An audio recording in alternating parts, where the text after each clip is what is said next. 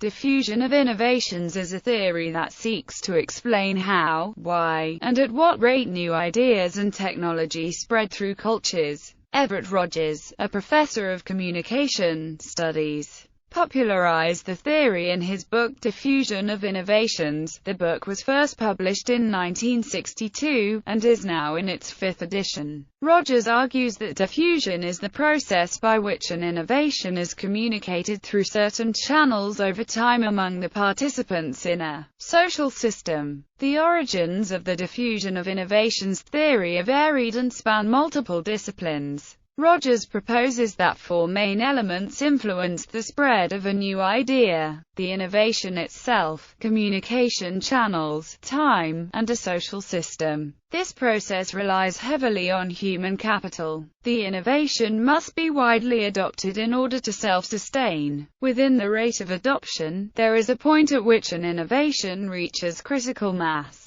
The categories of adopters are innovators, early adopters, early majority, late majority, and laggards. Diffusion manifests itself in different ways in various cultures and fields and is highly subject to the type of adopters and innovation decision process. History. The concept of diffusion was first studied by the French sociologist Gabriel Tarde in late 19th century and by German and Austrian anthropologists such as Friedrich Ratzel and Leo Frobenius. The study of diffusion of innovations took off in the subfield of rural sociology in the Midwestern United States in the 1920s and 1930s. Agriculture technology was advancing rapidly, and researchers started to examine how independent farmers were adopting hybrid seeds, equipment, and techniques. A study of the adoption of hybrid corn seed in Iowa by Ryan and Gross solidified the prior work on diffusion into a distinct paradigm that would be cited consistently in the future. Since its start in rural sociology, diffusion of innovations has been applied to numerous contexts, including medical sociology, communications, marketing, development studies, health promotion, organizational studies, knowledge management, and complexity studies, with a particularly large impact on the use of medicines, medical techniques, and health communications. In organizational studies, its basic epidemiological or internal influence form was formulated by H. Earl Pemberton, who provided examples of institutional diffusion such as postage stamps and standardized school ethics codes. In 1962, Everett Rogers, a professor of rural sociology, published his seminal work, Diffusion of Innovations. Rogers synthesized research from over 508 diffusion studies across the fields that initially influenced the theory: anthropology, early sociology, rural sociology, education, industrial sociology, and medical sociology. Using his synthesis, Rogers produced a theory of the adoption of innovations among individuals and organizations. Diffusion of Innovations and Rogers' later books are among the most often cited in diffusion research. His methodologies are closely followed in recent diffusion research, even as the field has expanded into, and been influenced by, other methodological disciplines such as social network analysis and communication. Elements. The key elements in diffusion research are characteristics of innovations. Studies have explored many characteristics of innovations. Meta-reviews have identified several characteristics that are common among most studies. These are in line with the characteristics that Rogers initially cited in his reviews. Potential adopters evaluate an innovation on its relative advantage, its compatibility with the pre-existing system, its complexity or difficulty to learn, its trialability or testability, its potential for reinvention, and its observed effects. These qualities interact and are judged as a whole. For example, an innovation might be extremely complex, reducing its likelihood to be adopted and diffused, but it might be very compatible with a large advantage relative to current tools. Even with this high learning curve, potential adopters might adopt the innovation anyway. Studies also identify other characteristics of innovations, but these are not as common as the ones that Rogers lists above. The fuzziness of the boundaries of the innovation can impact its adoption. Specifically, innovations with a small core and large periphery are easier to adopt. Innovations that are less risky are easier to adopt as the potential loss from failed integration is lower. Likewise, innovations that make tasks easier are likely to be adopted.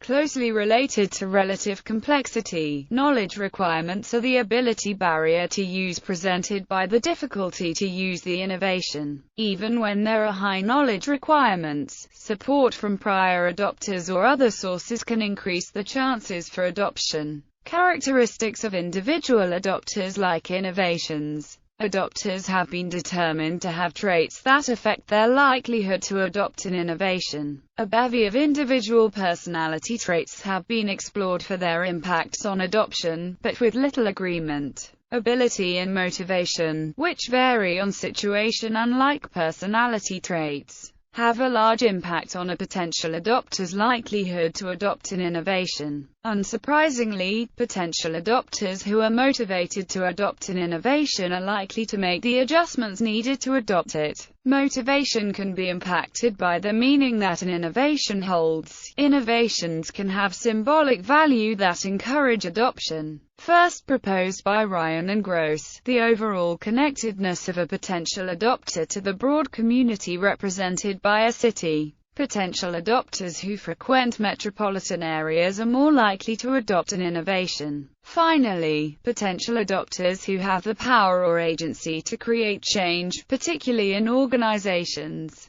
are more likely to adopt an innovation than someone with less power over his choices. Characteristics of organizations. Organizations face more complex adoption possibilities because organizations are both the aggregate of its individuals and its own system with a set of procedures and norms. 3. Organizational characteristics match well with the individual characteristics above. Tension for change, innovation system fit, and assessment of implications. Organizations can feel pressured by a tension for change. If the organization's situation is untenable, it will be motivated to adopt an innovation to change its fortunes. This tension often plays out among its individual members. Innovations that match the organization's pre-existing system require fewer coincidental changes and are easy to assess are more likely to be adopted. The wider environment of the organization, often an industry, community, or economy, exerts pressures on the organization, too. Where an innovation is diffusing through the organization's environment for any reason, the organization is more likely to adopt it. Innovations that are intentionally spread, including by political mandate or directive, are also likely to diffuse quickly.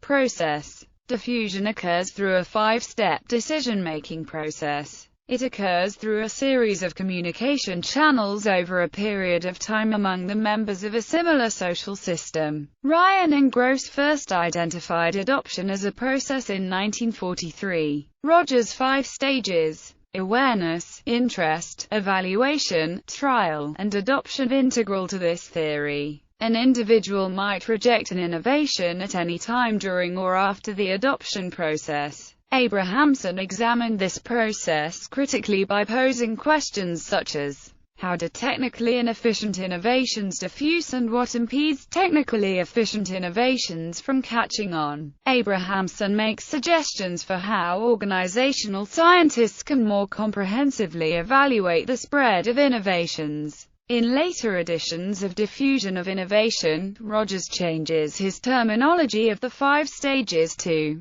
knowledge, persuasion, decision, implementation, and confirmation. However, the descriptions of the categories have remained similar throughout the editions. Decisions. 2 factors determine what type a particular decision is: whether the decision is made freely and implemented voluntarily. Who makes the decision? Based on these considerations, three types of innovation decisions have been identified. Rate of adoption. The rate of adoption is defined as the relative speed at which participants adopt an innovation. Rate is usually measured by the length of time required for a certain percentage of the members of a social system to adopt an innovation. The rates of adoption for innovations are determined by an individual's adopter category. In general, individuals who first adopt an innovation require a shorter adoption period when compared to late adopters. Within the adoption curve, at some point the innovation reaches critical mass. This is when the number of individual adopters ensures that the innovation is self-sustaining. Adoption strategies. Rogers outlines several strategies in order to help an innovation reach this stage, including when an innovation adopted by a highly respected individual within a social network and creating an instinctive desire for a specific innovation. Another strategy includes injecting an innovation into a group of individuals who would readily use said technology, as well as providing positive reactions and benefits for early adopters.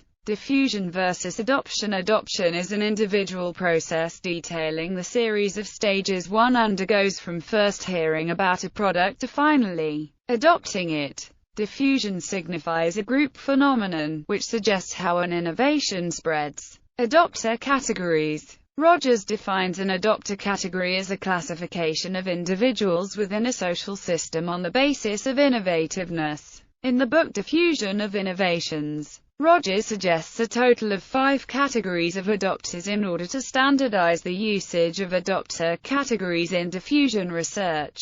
The adoption of an innovation follows an S-curve when plotted over a length of time. The categories of adopters are innovators, early adopters, early majority, late majority and laggards, in addition to the gatekeepers and opinion leaders who exist within a given community. Change agents may come from outside the community. Change agents bring innovations to new communities first through the gatekeepers, then through the opinion leaders, and so on through the community. Failed diffusion. Failed diffusion does not mean that the technology was adopted by no one. Rather, failed diffusion often refers to diffusion that does not reach or approach 100% adoption due to its own weaknesses, competition from other innovations, or simply a lack of awareness. From a social network's perspective, a failed diffusion might be widely adopted within certain clusters but fail to make an impact on more distantly related people. Networks that are overconnected might suffer from a rigidity that prevents the changes an innovation might bring, as well. Sometimes, some innovations also fail as a result of lack of local involvement and community participation. For example, Rogers discussed a situation in Peru involving the implementation of boiling drinking water to improve health and wellness levels in the village of Los Molinos.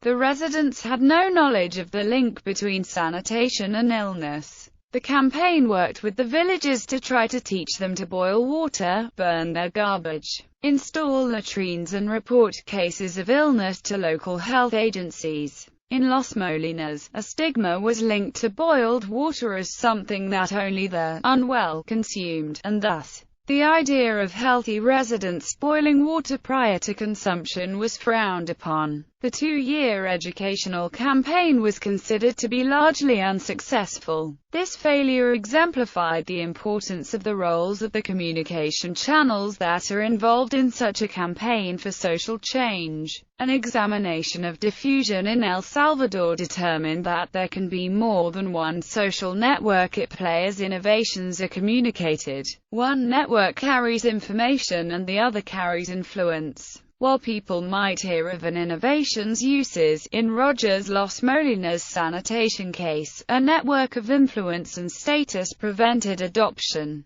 Heterophily and communication channels. Lazarsfeld and Merton first called attention to the principles of homophily and its opposite, heterophily. Using their definition, Rogers defines homophily as the degree to which pairs of individuals who interact are similar in certain attributes, such as beliefs, education, social status, and the like. When given the choice, individuals usually choose to interact with someone similar to themselves. Homophilous individuals engage in more effective communication because their similarities lead to greater knowledge gain as well as attitude or behavior change. As a result, homophilous people tend to promote diffusion among each other. However, diffusion requires a certain degree of heterophily to introduce new ideas into a relationship. If two individuals are identical, no diffusion occurs because there is no new information to exchange. Therefore, an ideal situation would involve potential adopters who are homophilous in every way, except in knowledge of the innovation. Promotion of healthy behavior provides an example of the balance required of homophily and heterophily.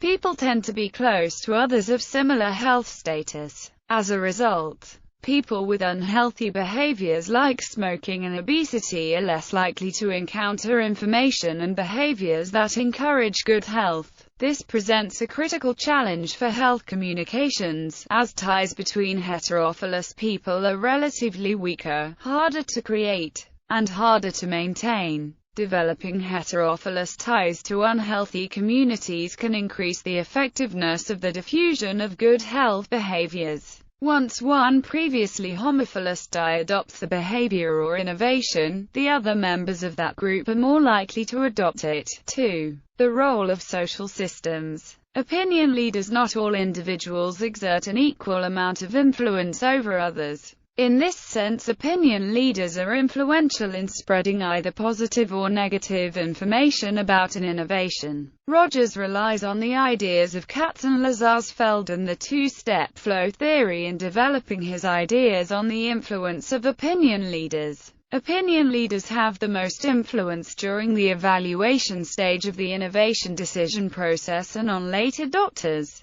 In addition, opinion leaders typically have greater exposure to the mass media, more cosmopolitan, greater contact with change agents, more social experience and exposure, higher socioeconomic status, and are more innovative than others. Research was done in the early 1950s at the University of Chicago attempting to assess the cost-effectiveness of broadcast advertising on the diffusion of new products and services. The findings were that opinion leadership tended to be organized into a hierarchy within a society, with each level in the hierarchy having most influence over other members in the same level, and on those in the next level below it. The lowest levels were generally larger in numbers and tended to coincide with various demographic attributes that might be targeted by mass advertising. However, it found that direct word of mouth and example were far more influential than broadcast messages, which were only effective if they reinforced the direct influences.